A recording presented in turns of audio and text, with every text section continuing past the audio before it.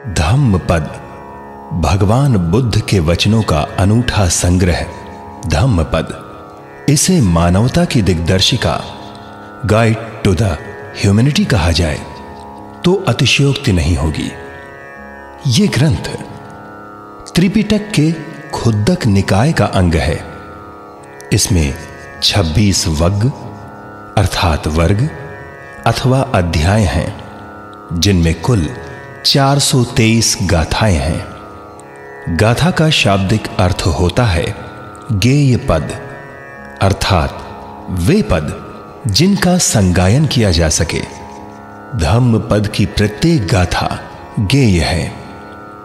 यह दुनिया का अकेला ग्रंथ है जिसका विश्व की लगभग हर भाषा में अनुवाद हुआ है।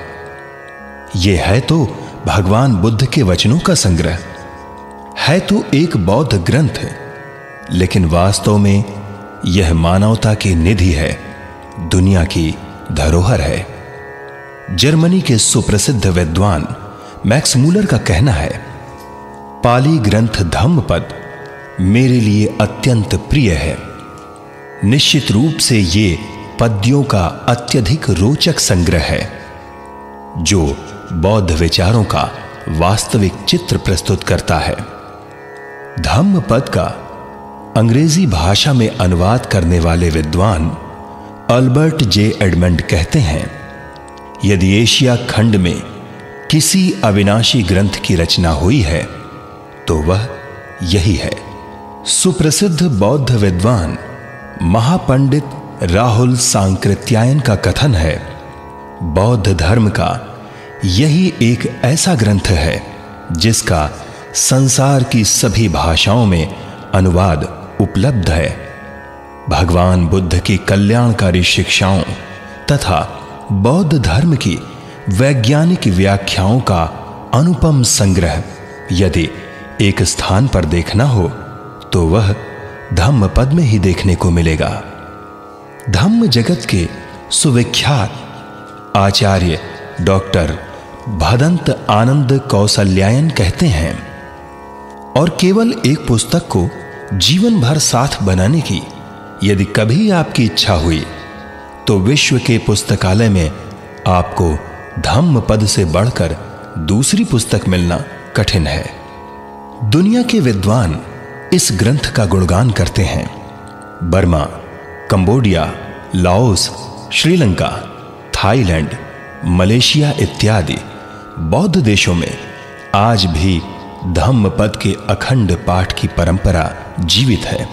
श्रीलंका में धम्मपद के पारायण के बिना भिक्षु की उपसंपदा नहीं होती। कई बौद्ध देशों में भिक्षु संघ को संपूर्ण धम्मपद कंठस्थ कराया जाता है।